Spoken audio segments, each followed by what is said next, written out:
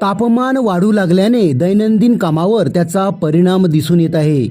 उष्णतेच्या लाटेत कोणत्याही प्रकारची समस्या निर्माण होऊ नये यासाठी शासनाने सूचना जारी केल्या आहेत. कडक उन्हात सध्या ताप येण्याचे प्रकार वाढू लागले आहेत. मात्र हा ताप उन्हामुळे आला आहे की आजारामुळे आला आहे याबाबत विरारचे प्रसिद्ध मुलांचे डॉक्टर हेमंत जोशी यांनी सोप्या पद्धतीत मार्गदर्शन केले आहे. पाहूया. जय हिंद. मी विरारचा मुलांचा डॉक्टर हेमंत जोशी. आपल्याला कधी पण जर ताप आला ना तर तो उन्हाचा आहे का की आजाराचा आहे हे असं ओळखा. उन्हाचा ताप असेल ना तर फक्त ताप असतो, दुसरा काही त्रास नसतो. दुसरा काही आजार असेल, सर्दी खोकला असेल तर नाक गळेल, अंग दुखेल, आजारी वाटतो आपण. उन्हाच्या तापात तसा आजार पण नसते. मुलगा खेळकर असतो, आपण पण खेळकर असतो. नंतर हाताच्या मागच्या भागाने गळ्याला हात लावा.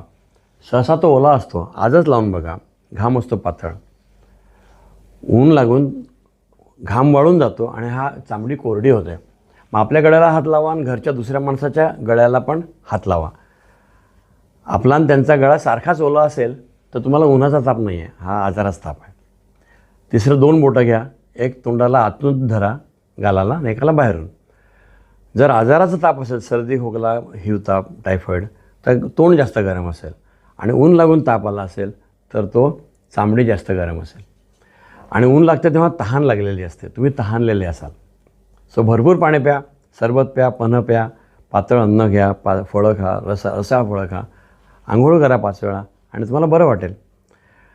आणि जर सर्दी खोकला आजाराचा ताप असेल तर आंघोळ करून तेही तुम्हाला बरं वाटेल, पण तेवढं बरं नाही वाटणार जेवढं उन्हाच्या तापात वाटेल. आणि हे दोघं एकत्र येऊ शकतात. म्हणजे सर्दी खोकला ताप असेल तर माझं खाणंपिणं कमी होऊन जातं आणि उन्हाने मी तापतो. तर जर तोंडातल्यापेक्षा बाहेरचा ताप जर जास्त आहे तर तुम्हाला उन्हाचा ताप लागला. हे कसं बघायचं तर 2 थर्मोमीटर घ्या, तोंडात ताप मोजा आणि चामडीत मोजा. चांगल्या माणसाला तोंड गरम असते, चामडी 1 अंशाने गार असते. सर्दी खोकला आधी ताप आला तरीही तोंडात ताप जास्त असतो आणि चामडी तुलनेने गार असते. 1 डिग्रीपेक्षा जास्त फरक असतो, चामडी गार असते. पण उन्हाने तापली तर चामडीचं तापमान आणि तोंडाचं तापमान एकच होतं आणि नंतर चामडीचं तापमान वाढतं. तुमच्या चामडीचं तापमान तोंडापेक्षा जास्त असेल तर तुम्हाला पाणी कमी झालं आहे आणि ऊन लागलं आहे.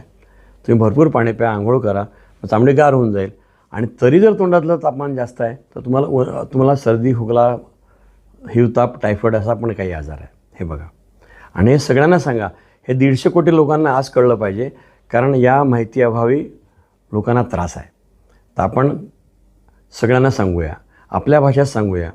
लिहून कळवलं त्यापेक्षा व्हिडिओ 1000 पट जास्त लोक बघतात, म्हणून व्हिडिओ करून पाठवा, सेल्फी व्हिडिओ करून पाठवा आणि हा व्हिडिओ सगळ्यांना शेअर करा.